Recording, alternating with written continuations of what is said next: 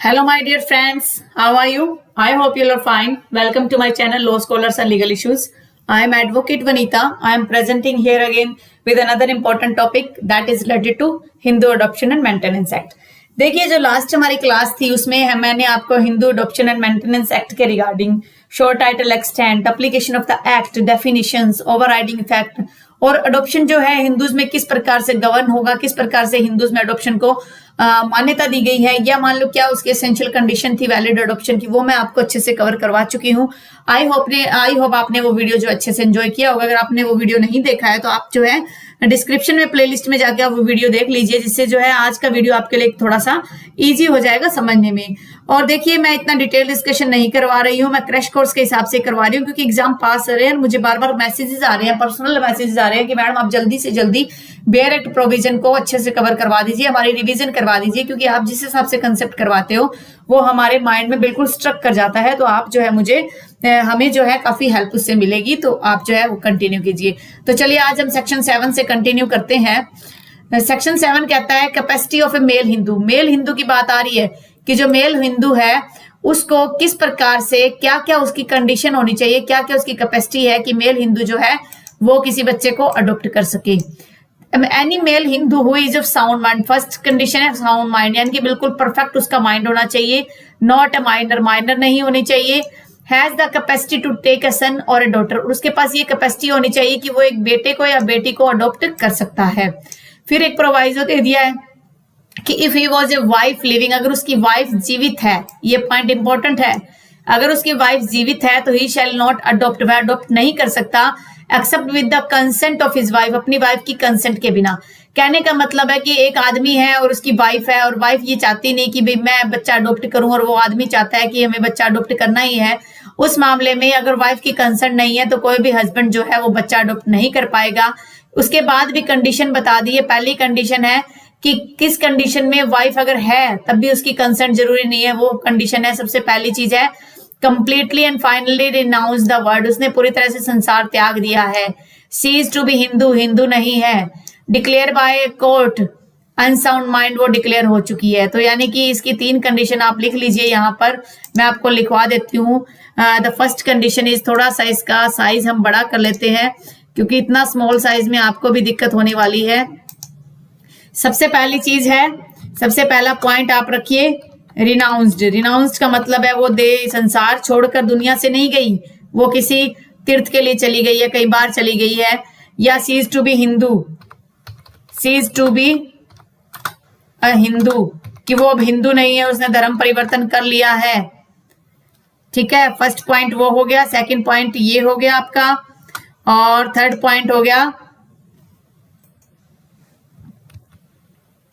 ये कुछ ना कुछ इशू अराइज हो ही जाता है, मैं आपको करवाती हूं उसके साथ, एडिट करते हैं इसको। थर्ड पॉइंट है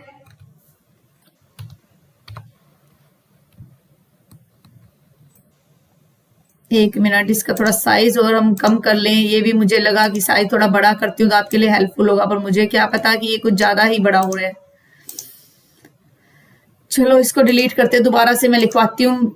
कई बार तो माइंड इतना डिस्टर्ब हो जाता है जब ऐसी कोई प्रॉब्लम आती है कि टाइम का यूटिलाइज ही नहीं हो पाता। चलो हम दोबारा से, मैं आपके फायदे के लिए लिखवा रही हूँ और वहां कुछ ना कुछ गड़बड़ हो जाती है। पहली चीज है रिनाउंस्ड कर दिया है, यानी कि वो या तो हर्मिट बन गई है, सन्यासीन बन गई है।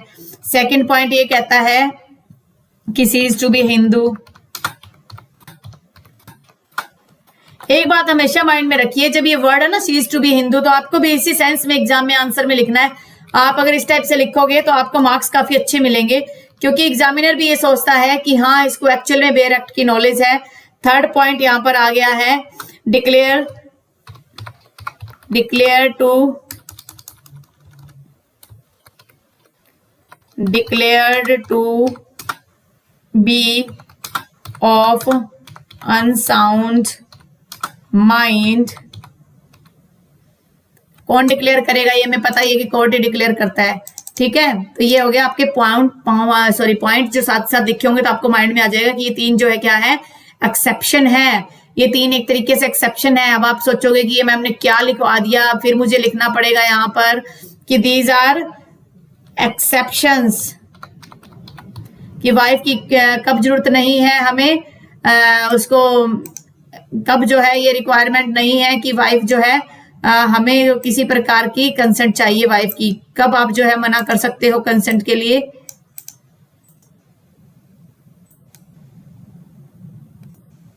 तो ये सेंस है, ये 3 कंडीशन है जहां पर आप मना कर सकते हो कि आपको जरूरी नहीं है कि आपने कंसेंट लेनी है।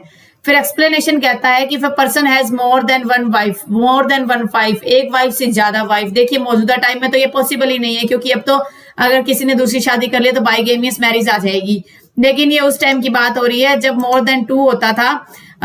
ये उस टाइम की बात हो रही है जब आप ये कहोगे कि पुराने टाइम में जब हिंदू मैरिज एक्ट नहीं आया तो उससे पहले 2 वाइफ की बात है। ये एक्ट उसी टाइम के हिसाब से ये लाइन ऐड की हुई है। किसी की 2 वाइफ है at the time of adoption के टाइम पे the consent of all wife, सभी वाइफ की जो कंसेंट है वो नेसेसरी है। ये आप माइंड में रखिएगा, किसी भी वाइफ को आप नहीं छोड़ोगे, सभी की कंसेंट नेसेसरी है। Unless the consent of any one of them is unnecessary for any of all specified in the preceding proviso.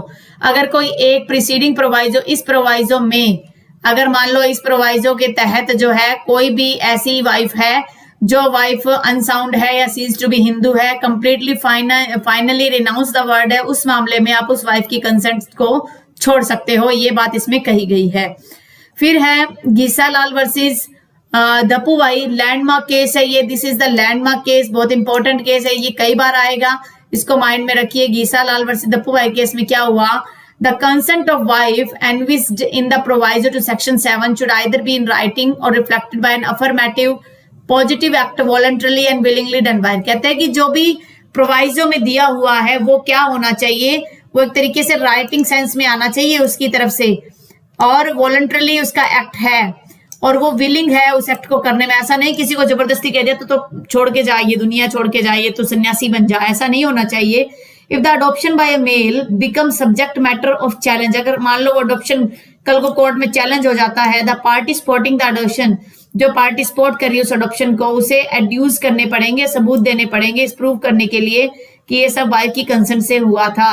This can be done either by producing documents, और हर कंसेंट इन राइटिंग में हो जाए, या leading evidences है, कुछ गवाह ऐसे हैं जो ये कह रहे हैं कि हाँ जी वो उस टाइम इन्वॉल्व थी, कुछ सेरेमनी हमने करी थी, उस सेरेमनी में वो वाइफ इन्वॉल्व थी, तो उस मैटर में ये माना गया कि अगर आप हस्बैंड जो है सन या डॉटर को अडॉप्शन में लेना चाहते हैं तो अफर्मेटिव सेंस में वाइफ की रजामंदी होनी चाहिए, ये बात इसमें कही गई है। फिर मलाती रॉय चौधरी वर्सेस सुदीद नाथ मजुमदार के केस में क्या हुआ कि during subsistence of a marriage of a wife has no right to adoption, कि वाइफ जो है शादी अगर उसने कर ली है वाइफ ने, और वाइफ अगर अडॉप्शन करना चाहती है तो भी उसे हस्बैंड की कंसेंट लेनी पड़ेगी, ये बात इस केस में कही गई थी। बोला and others versus Ramlal and others 1989 का केस है। इसमें प्लेंटिफ के क्या थी, 2 वाइफ्स थी, and the validity of adoption was जो क्वेश्चन में था, कि वो जो वैलिडिटी है वो अडॉप्शन में क्वेश्चन में इसलिए आया कि उसने जो कंसेंट नहीं ली थी उसकी एक वाइफ की। तो ये वैसे देखा जाए तो उस टाइम में ये नहीं होना चाहिए था, लेकिन मान लो ये अडॉप्शन हुआ 1889 की बात है, तो हो सकता है 30 साल पहले 2 शादी करी हुई होगी उसने, तो उस मैटर के अंदर 30-35 साल पहले, तो उस मैटर के अंदर सेकंड दोनों वाइफ की जो कंसेंट है that is required, that must be taken by the husband और as well as the wife. ये तो मेल की कैपेसिटी की बात हो रही थी कि मेल की क्या कैपेसिटी है, तो अब एक ये तो हस्बैंड की कैपेसिटी की बात हो रही थी। अब हम बात करते हैं वाइफ की कैपेसिटी की बात कर रहे हैं कि वाइफ की क्या कैपेसिटी हो सकती है उस मैटर में। तो हम वाइफ की कैपेसिटी देखते हैं क्या है। अब इसमें बात कर रहे हैं फीमेल हिंदू की बात हो रही है, यहाँ पे जो फीमेल हिंदू है उसकी क्या क्या कैपेसिटी है। सबसे पहली बात तो ये जो है सब्स्टिट्यूट किया गया था 2010 के एक्ट अमेंडमेंट से 31 अगस्त को ये लागू किया गया था। इससे पहले का जो एक्ट था जो प्रोविजन था वो आप बेरक निकाल लीजिए, मैं बता देती हूँ क्या था। उसमें भी क्या था, sound mind, not a minor, not married, अगर मैरिड है तो मैरिज डिसॉल्व है या हस्बैंड डेड है, उस मैटर में था। उसको काफी कुछ सब चेंज कर दिया गया। हमें मौजूदा टाइम में ये माइंड में रखना है कि अगर एग्जाम में बाय चांस पूछ लिया जाता है कि सेक्शन 8 को कब जो है सब्स्टिट्यूट किया गया था, उस सेंस में हम कह सकें कि 31 अगस्त 2010 को सब्स्टिट्यूट किया गया था। तो ये कहता है कि वही सेम सिस्टम है, any female Hindu is sound mind होना चाहिए, not a minor, sound mind, not a minor, और सन और डॉटर हुए वही चीज है कि एक्सेप्ट द कंसेंट लेनी होगी हस्बैंड की, अगर हस्बैंड लिविंग है। उसके बाद में कह रहा है कि कंसेंट कब नहीं ले जाएगी, जब रिनाउंस द वर्ड है, संसार छोड़ दिया, ceases to be Hindu, Hindu नहीं है ये, हिंदू गलती से लिखा गया, इसको आप हिंदू कर लीजिए। प्लीज इसको आप हिंदू बनाइए, हिंदी नहीं है ये, ठीक है। और has been declare by a court, declare कर दिया गया कोर्ट से कि वो अनसाउंड है, तो वही सेम कंडीशन है। वही घीसालाल धप्पू भाई का जो केस था, मैंने पहले आपको बताया था, वही केस इंपॉर्टेंट केस है, तो इसको आपने माइंड में रखना है कि ये केस किस लिए इंपॉर्टेंट है, क्योंकि इसमें जो इश्यू बताया गया था, पहले तो हमने ये देखा था कि वाइफ की रजामंदी जरूरी है, और रजामंदी का एक आप राइटिंग में ले सकते हो, या मान लो लीडिंग एविडेंसेज होने चाहिए जो ये शो करते हैं कि वाइफ की उसमें रजामंदी थी। अब इसमें क्या इश्यू निकल के आए, कुछ और इश्यू भी इसमें सेटल डाउन किए गए थे, वो देख लेते हैं। A female Hindu who is of sound mind है और कंप्लीटेड कर लिया 18 years of age can take a son और डॉटर इन अडॉप्शन, और अपने राइट में ले सकती है। A female Hindu who is unmarried है या विडो है या डाइवोर्सी है, can also adopt a son to herself, अपने आप ले सकती है, अपने अधिकारों के तहत ले सकती है, provided she has no Hindu daughter. Condition है कि ना तो उसकी कोई हिंदू डॉटर होनी चाहिए या सन की डॉटर। अगर मान लो डॉटर को अडॉप्ट कर रही है तो ना तो खुद की कोई डॉटर हो ना कोई सन की डॉटर हो। तो however if she is married a female Hindu can not adopt a son. इसी तरीके से सन को अडॉप्ट करना है लाइफ टाइम में तो हस्बैंड के, तो जो है वो हस्बैंड अगर अनसाउंड माइंड नहीं है या रिनाउंस द वर्ड है, उस मामले में छूट मिल सकती है। अदरवाइज वही प्रोविजन है जो सेक्शन 7 में थे। अगला केस है इसमें ब्रजेंद्रा सिंह। ये जो केसेस है मैं आपको बेयर एक्ट से करवा रही हूँ, यूनिवर्सल के बेयर एक्ट से। अगर आपके पास यूनिवर्सल का बेयर एक्ट आप साथ में हाईलाइट भी कर लीजिए। Brajendra Singh versus state of MP के केस में ये कंसेप्चुअल और कंटेक्चुअल डिफरेंस निकाला गया डाइवोर्स वुमन का, और कह रहा है कि कंसेप्ट क्या है इसके रिगार्डिंग, क्या किस कॉन्टेक्स्ट में डिफरेंस बताया गया वो देख लीजिए। One who is leading life like a divorce, एक औरत है जो डाइवोर्स वुमन की तरह जीवन जी रही है। दोनों को इक्वेट नहीं किया जा सकता, दोनों को आप समान नहीं रख सकते। एक तो किसी का तलाक हो चुका है और एक जो वैसे ही तलाक की तरह रह रही है।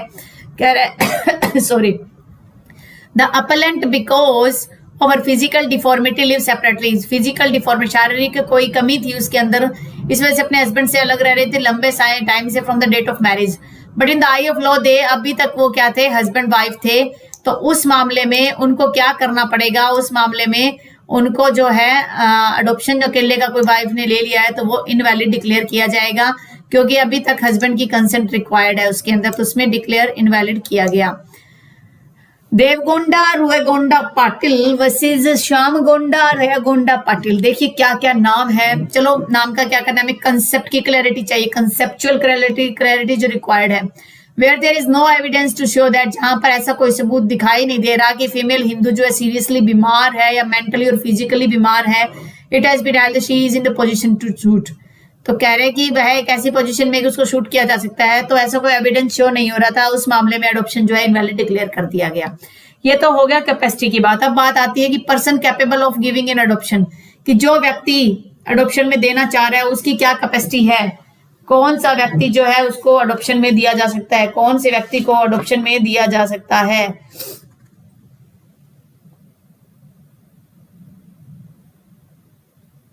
अब इसमें अगर हम समझें, अगर आप बेयर एक्ट को देखते हो तो इसमें भी हमने 3 लाइनें पढ़ी थी। द पर्सन सेक्शन 6 में कि the person adopting as the capacity, जो अडॉप्ट कर रहा है उसमें कैपेसिटी होनी चाहिए। गिविंग, जो गिविंग में जा रहा है, जो अडॉप्शन में जा रहा है उसमें कैपेसिटी होनी चाहिए, जो अडॉप्ट कर रहा है उसमें कैपेसिटी होनी चाहिए। तो 3 प्रकार की कैपेसिटी की बात की गई है। कह रहा है no person except the father और mother or guardian of a child shall have the capacity to give the child in adoption, की कोई भी ऐसा व्यक्ति जो या तो फादर होना चाहिए, कौन कौन होने चाहिए, फादर होना चाहिए या मदर होना चाहिए या गार्जियन, गार्जियनशिप एक्ट में हमने पढ़ा था कोर्ट डिक्लेयर करेगी गार्जियन होना चाहिए, अगर उसके पास कैपेसिटी है तभी अडॉप्शन होगा। Second point, subject to the provision of subsection 4, इसी सेक्शन का सबसेक्शन 4 कह रहे द फादर और द मदर इफ अलाइव, अगर फादर और मदर जीवित है तो दोनों के इक्वल राइट है कि वो अपने बेटे या बेटी को अडॉप्शन में दे सकता है। फिर आगे है कि provided that such right shall not be exercised bye either of them save with the consent, कहते हैं वही चीज है कि दूसरे की कंसेंट जरूरी है, जब तक कि वही रीजन है कि अगर वो पूरी तरह से रिनाउंस्ड हो चुका है, संसार छोड़ दिया है, या वो अब हिंदू नहीं है, या वो जो है अनसाउंड माइंड है, ऐसी कंडीशन में तो कंसेंट रिक्वायर्ड नहीं है। अगर आपने अडॉप्शन में लेना है तब भी कंसेंट चाहिए, अडॉप्शन में देना है तब भी कंसेंट चाहिए, अगर आपके वाइफ या हस्बैंड जीवित है तो। अगर आपकी वाइफ या हस्बैंड नहीं है, उनकी डेथ हो चुकी है, या आप डाइवोर्सी हो या आप अनमैरिड हो, उस सेंस में कोई रिक्वायरमेंट नहीं है। फिर क्लोज थर्ड जो है इसका सेक्शन 9 का, वो अब क्लोज थर्ड जो ओमिट हो चुका है।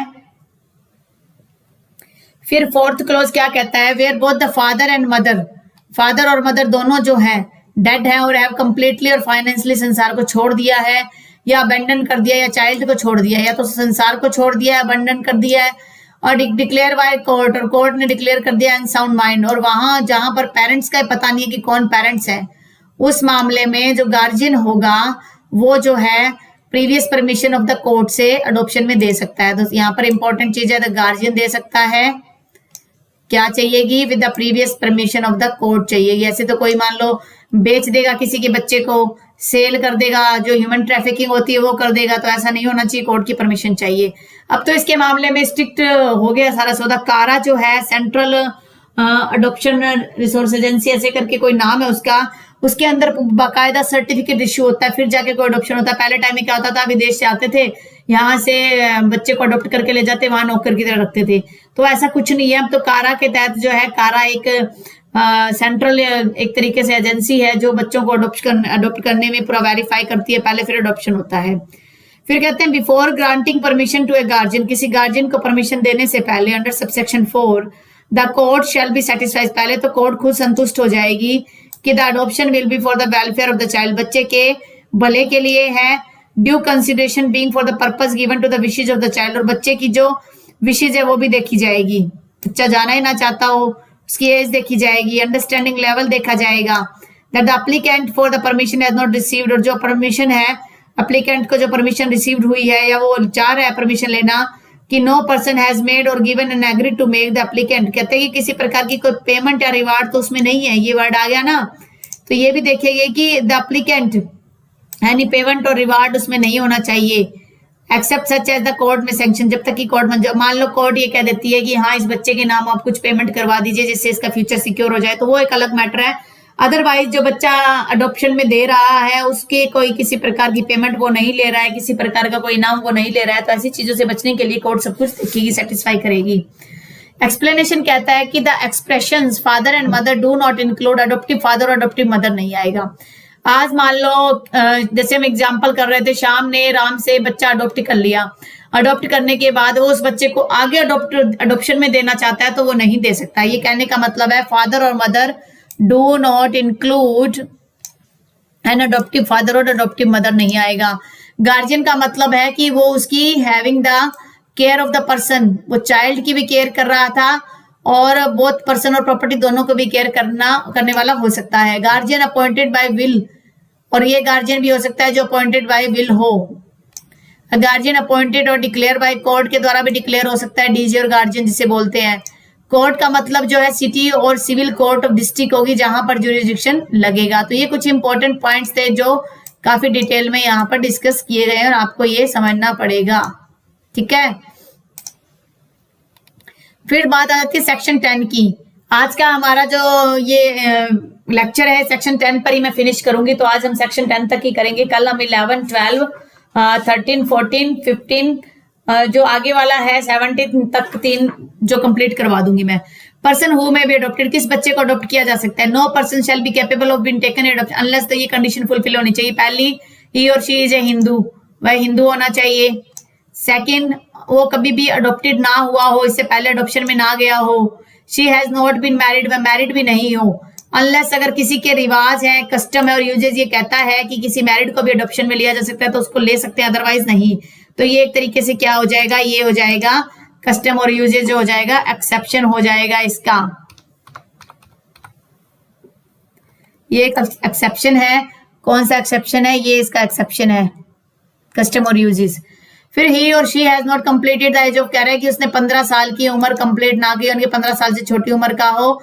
वही चीज है कि अनलेस द कस्टम और यूजेज, जो कस्टम और यूजेज है वो उसको अगर छूट देते हैं तो ये भी क्या एक तरीके से एक्सेप्शन हो जाएगी, ठीक है। फिर है हनुमत लक्ष्मण शालुंके वर्सेस श्रीरंग नारायण कांसे। इस केस में कहा गया कि अगर अडॉप्शन हो रहा है boy more than 15 years of age का और मैरिड है, इज नॉट लीगल, इलीगल नहीं होगा। नॉन कंप्लायंस ऑफ सेक्शन 10 और कहता है कि उसके तहत इलीगल नहीं है। प्रोवाइजो बता रहा है कि अगर उसमें कोई प्रोवाइजो है कि इस प्रोवाइजो के तहत जो है आप उसे कम्युनिटी में प्रिवेलेंट करवा सकते हो। तो ये बातें कही गई है। तो नॉर्मल देखा जाए, पहला तो हिंदू होना चाहिए, सेकंड वो अडॉप्ट ना किया हो, तीसरा वो मैरिड ना हो, चौथा जो है 15 साल से छोटी उम्र उसकी हो। तो ये भी एक्सेप्शन की कैटेगरी में आ जाता है कस्टम और यूजेस। फिर नेमीचंद शांतिलाल पत्नी वर्सेस बसंता भाई, इसमें क्या कहा गया था, plaintiff being married and above 30 years of age था। वो प्रूव ही नहीं कर पाया कि किसी प्रकार की कस्टम वहां पर ऑब्जर्व कर रही थी या कंटिन्यूस था उसका जो कस्टम है, जो हम पहले भी कर चुके हैं, जो कस्टम होता है वो कंटिन्यूसली होना चाहिए, यूनिफॉर्मली होना चाहिए, नॉट अनरीजनेबल होना चाहिए। तो कह रहा है कि वो ये साबित ही नहीं कर सका कि कंटिन्यूसली है, यूनिफॉर्मली है, thereby gaining the force of law Digambar Jain community which could validate, और जो दिगंबर जैन कमेटी थी वहां पर जो उसको वैलिडेशन की कोई बात ही नहीं की गई थी, तो उस मामले में उसको इनवैलिड डिक्लेयर किया गया। तो आज हमने पढ़ा है मोटे मोटे तौर पर, अगर हम देखें तो आज का जो हमारा लेक्चर है कैपेसिटी ऑफ मेल से हमने स्टार्टिंग किया था। मेल हिंदू की क्या कैपेसिटी है, साउंड माइंड होना चाहिए, माइनर ना हो, और अगर कोई मेल है और उसकी वाइफ जिंदा है तो वाइफ से कंसेंट लेगा। कंसेंट किस सेंस में नहीं लेगा, अगर मान लो रिनाउंस कर दिया है, सीज टू बी हिंदू है, डिक्लेयर टू बी अनसाउंड है। और घीसालाल द्रौपदी भाई का केस जो इंपॉर्टेंट है इसके अंदर। और कैपेसिटी फीमेल हिंदू के रिगार्डिंग वही है, sound mind, not a minor, husband living है तो रिनाउंस द वर्ड, और सीज जो हिंदू है या मान लो अनसाउंड माइंड है उसकी सेंस में आप जो है वहां पर उसे छूट मिल सकती है। फिर बात आती है कि कौन से व्यक्ति को अडोप्शन में कौन दे सकता है, person who may B adopted. उससे पहले सेक्शन 9 में बताया गया कि person capable of giving in adoption, कौन जो अडोप्शन में दे सकता है। सबसे पहली चीज है फादर और मदर दे सकते हैं, गार्जियन दे सकते हैं। सेकंड कहता है कि सन और डॉटर है उसको इक्वल राइट है हस्बैंड वाइफ को अडोप्शन में देने के लिए। फिर कहता है कि अगर हस्बैंड और वाइफ देना चाह रहे हैं तो कंसेंट भी चाहिए, वही कंडीशन है, seize to Hindu, renounce the world, unsound mind है। फिर फादर और मदर दोनों डेड है, यहाँ पे पूरी तरह से रिनाउंस कर सके, अबेंडन कर दिया चाइल्ड को, कॉम्पिटेंट कोर्ट ने अनसाउंड माइंड कर दिया है, तो उस टाइम में कोर्ट की परमिशन से गार्जियन जो है वो अडॉप्शन में दे सकता है। फिर कह रहा है कि किसी प्रकार के प्रमोशन देने से पहले वेलफेयर ऑफ द चाइल्ड को कंसीडर किया जाएगा और ये भी देखा जाएगा किसी प्रकार की पेमेंट तो उसमें नहीं दी जा रही है। फिर कह रहा है कि फादर और मदर के अंदर अडोप्टिव फादर और मदर नहीं आएंगे। Having the care of person जो है गार्जियन को बोला जाएगा, प्रॉपर्टी की केयर कर सकता है गार्जियन। अपॉइंटेड बाय विल हो सकता है, डिक्लेयर्ड बाय कोर्ट हो सकता है। पर्सन किसको अडॉप्ट किया जा सकता है, हिंदू होना चाहिए, पहले अडॉप्ट ना किया हो, मैरिड ना हो वो, और अगर 15 साल की उम्र उसने कंप्लीट ना की हो। लेकिन अगर कस्टम और यूजेज अलाउ करते हैं तो उस सेंस में हम अडॉप्शन में दे सकते हैं। आई होप आपको आज का वीडियो अच्छा लगा। अगर आपको आज का वीडियो अच्छा लगा है तो आप आज वाले वीडियो को लाइक कीजिए। अगर आप मेरे चैनल पे न्यू हो और फर्स्ट टाइम आप इस वीडियो को देख रहे हैं और आपको लगता है कि ये वीडियो आपके लिए काफी हेल्पफुल हो सकता है तो आप मेरे चैनल को सब्सक्राइब कर दीजिए और बेल आइकन पर भी क्लिक कर दीजिए, जिससे फर्दर जो भी नोटिफिकेशन आए सबसे पहले आपको मिल जाए और आप जो है किसी भी वीडियो जो से आप वंचित ना रहें। और आप रिवीजन भी करते रहिए, रिवीजन जो है बहुत इंपॉर्टेंट है और मैं बार बार यही कहती हूँ कि रिवीजन रिवीजन रिवीजन। और इसके अलावा जो आप बहुत ज्यादा हार्ड वर्क के साथ साथ स्मार्ट वर्क की भी कीजिए कि कितना हमें लर्न करना है, कितना हमें छोड़ के चलना है। टाइम मिले तो आप थोड़ा सा न्यूज का भी पोर्शन देख लीजिए, जिससे वो आपके लिए काफी हेल्पफुल हो सकते हैं। Stay home, stay safe, stay healthy. Thank you for watching. Have a nice day.